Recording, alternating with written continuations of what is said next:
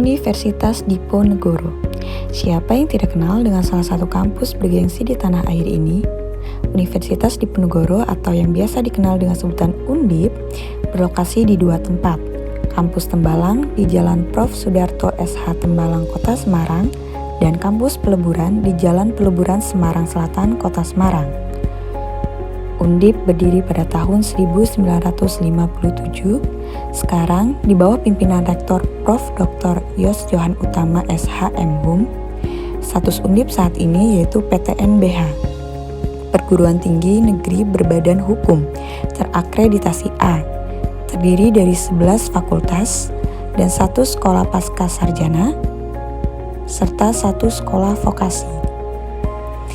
Berdasarkan Kemendristekdikti, Universitas Diponegoro menempati urutan kedua perguruan tinggi berbasis kinerja pengabdian masyarakat periode tahun 2016 sampai 2018 dari 127 perguruan tinggi negeri dan masuk dalam klaster unggul. Salah satu bentuk pengabdian masyarakat yang dilakukan oleh Undip yaitu terdapat mata kuliah wajib, kuliah kerja nyata bagi mahasiswanya.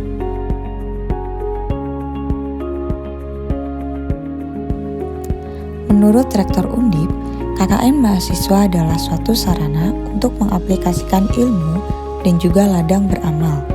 KKN periode ini berbeda dengan KKN yang semestinya. Undip telah melaksanakan mekanisme KKN yang seharusnya dilakukan secara kelompok atau tim, maka untuk KKN periode ini dilakukan secara mandiri atau individu yang dikenal dengan KKN pulang kampung. Hal ini dikarenakan dengan adanya pandemi COVID-19. KKN periode ini merupakan KKN Tim 2 Undip tahun akademik 2020-2021 yang berlangsung selama 43 hari, yaitu dari tanggal 30 Juni sampai tanggal 11 Agustus 2021. Dengan jumlah peserta 4.380 mahasiswa yang berasal dari 11 fakultas diterjunkan di 28 provinsi yang terbagi menjadi 170 kabupaten atau kota. Tema yang diambil pada KKN Tim 2 yaitu pemberdayaan masyarakat di tengah pandemi COVID-19 berbasis pada tujuan pembangunan berkelanjutan atau SDG. Pelepasan mahasiswa KKN Tim 2 Undip tahun akademik 2020-2021 diselenggarakan secara virtual pada tanggal 30 Juni 2021.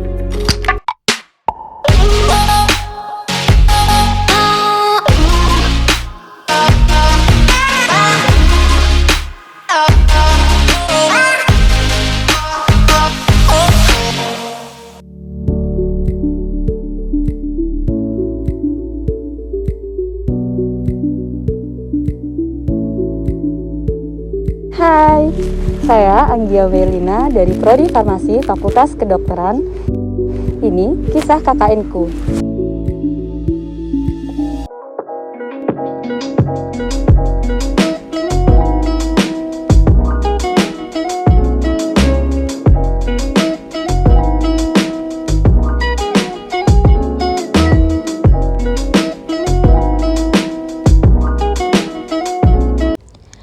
Desa Bendan Dhuwur merupakan salah satu kelurahan yang terletak di Kecamatan Gejamungkur, Kota Semarang, Provinsi Jawa Tengah. Kelurahan Bendan Dhuwur merupakan salah satu desa yang memiliki letak cukup strategis, dengan luas administrasi 92 hektar, terdiri dari 7 RW dan 28 RT. Secara geografis, batas-batas wilayah Desa Bendan Dhuwur sebelah utara yaitu Kelurahan Sampangan, sebelah selatan Kelurahan Sukorejo, sebelah barat Kelurahan Kalipancur, dan sebelah timur Kelurahan Karangrejo. Berdasarkan data kependudukan kelurahan, jumlah total penduduk Kelurahan Bendan Dhuwur yaitu 4.075 jiwa dengan 122 KK. Berdasarkan jenis kelamin, penduduk laki-laki sebanyak 1.973 jiwa dan perempuan 2.102 jiwa. Sebagian besar penduduk Kelurahan Bendan Dhuwur bekerja sebagai pedagang. salah satu RW yang berada di Kelurahan Bendenduwur yaitu RW 05, Selo Rejo. Disinilah saya melaksanakan kegiatan KKN.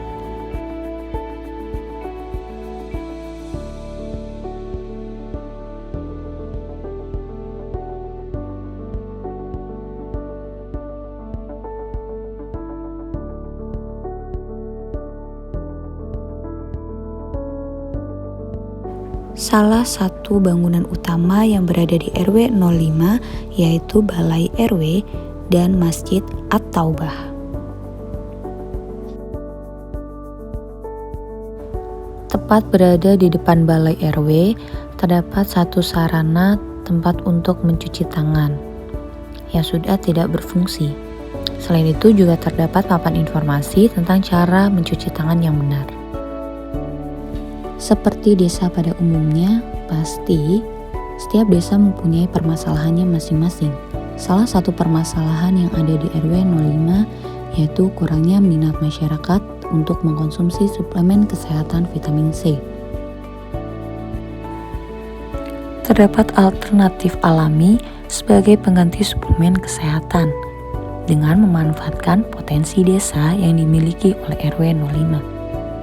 Salah satu potensi desa yaitu terdapat tanaman apotek hidup di halaman rumah warga. Tanaman apotek hidup ini memang sengaja ditanam oleh pemilik rumah, seperti daun sirih, jahe, serai, lengkuas, jeruk nipis, dan masih banyak lagi berbagai jenis empon-empon yang ditanam di apotek hidup. Tanaman apotek hidup tersebut dapat dimanfaatkan untuk dibuat ramuan tradisional atau jamu yang dapat meningkatkan daya tahan tubuh. Pada nyatanya sekarang ini kita memang perlu untuk mempertahankan daya tahan tubuh sebagai tindakan preventif dari penyebaran virus COVID-19. Selain di halaman rumah warga, di samping Balai RW juga menanam apotek hidup yang digunakan secara bersama-sama. Berdasarkan latar belakang permasalahan dan potensi yang dimiliki RW 05, maka saya melaksanakan suatu program kegiatan KKN pemberdayaan pembuatan jampon, jamu empon-empon, ramuan tradisional sederhana yang dapat dibuat secara mandiri sebagai upaya peningkat daya tahan tubuh di masa pandemi dan pemberdayaan konsumsi suplemen vitamin C secara tepat, aman, dan rasional agar tidak terjadi efek samping yang merugikan, serta konsumsi makanan yang kaya akan vitamin C dan zat gizi yang dapat dijadikan alternatif alami ketika tidak ingin mengkonsumsi suplemen kesehatan vitamin C.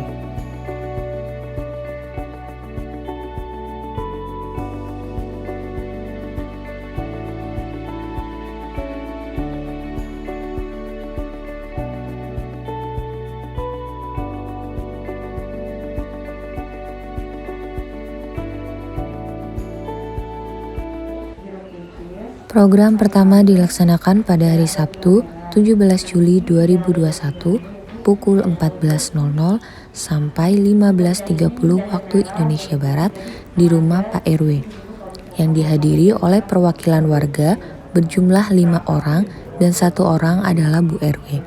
Program ini dimulai melalui penyuluhan secara singkat, memberikan produk dan brosur yang sudah dicetak, kemudian memberikan video tutorial cara pembuatan ramuan tradisional yang diupload di media sosial YouTube, yang kapan saja dapat dibuka oleh warga sebagai panduan untuk menerapkan secara mandiri pembuatan ramuan tradisional sederhana di rumah masing-masing. Dan diharapkan warga dapat terbiasa untuk mengkonsumsi ramuan tradisional tersebut dengan memanfaatkan potensi desa. Program kerja 2 dilaksanakan pada hari Selasa, 27 Juli 2021 pukul 13.00 sampai 14.00 waktu Indonesia Barat melalui grup WhatsApp yang berisikan kader RW 05. Pelaksanaan kegiatan ini terdiri dari pretest, pemberian materi dalam bentuk PPT dan soft file poster, diskusi berupa tanya jawab, dan post-test. Pretest dan post-test ini dilakukan untuk mengukur sejauh mana pemahaman dari peserta. Kemudian pada hari Rabu 28 Juli 2021, saya datang ke lokasi untuk menyerahkan poster kepada Bu RW, serta dilakukan penempelan poster di beberapa titik yang strategis di lingkungan RW 05 agar dapat dilihat oleh warga. Diharapkan warga lebih berhati-hati dengan berita yang beredar di media dan harus dicari kebenarannya terlebih dahulu. Selain itu, saya juga membantu Bu RW memberikan surat bantuan sosial tunai kepada warga. Ya, Mbak Mas mahasiswa, kesannya mahasiswanya pertama ramah, sopan untuk Kulon Nuwun di RW 5. Kemudian untuk membuat program sangat tepat karena sesuai dengan yang ada di lingkungan alam sekitar wilayah Silorejo. Karena programnya saat ini sudah genting-gentingnya wabah ya COVID-19, sehingga programnya tepat. Misalnya membuat program hand sanitizer dari alam, misalnya suruh itu. Kemudian membuat minuman, sirup itu juga bagus dari buah-buahan, dari sangat mendukung sekali. Kemudian membuat jamu ya, itu juga bagus dan bahannya itu sudah ada semua di lingkungan RW 5 ini. Karena warga saya setiap rumah saya harap punya empon-empon atau apotek hidup. Jadi sangat bermanfaat sekali untuk warga Silorejo, karena di Silorejo juga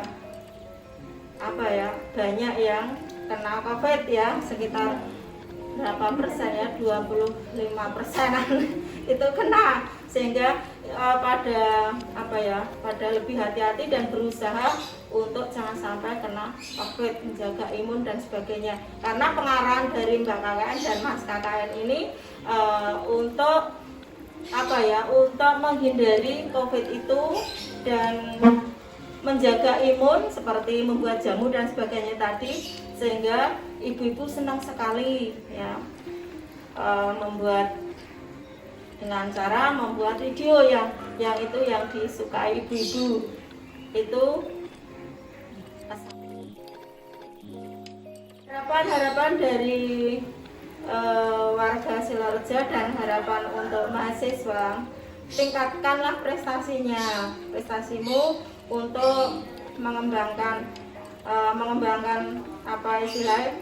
bakatmu atau mengembangkan prestasimu, sehingga nanti kelak di masyarakat bisa terjun lebih baik. Karena saya amati yang saya amati tadi muter di wilayah RW 5 sudah sangat baik dan bersosialisasinya juga baik. Untuk nanti kalau membuat program lagi, misalnya yang kemarin itu materinya terlalu banyak itu kurang pas di warga Silorejo, karena mana sempat bisa membaca. Kalau bisa dalam bentuk video aja 5 menit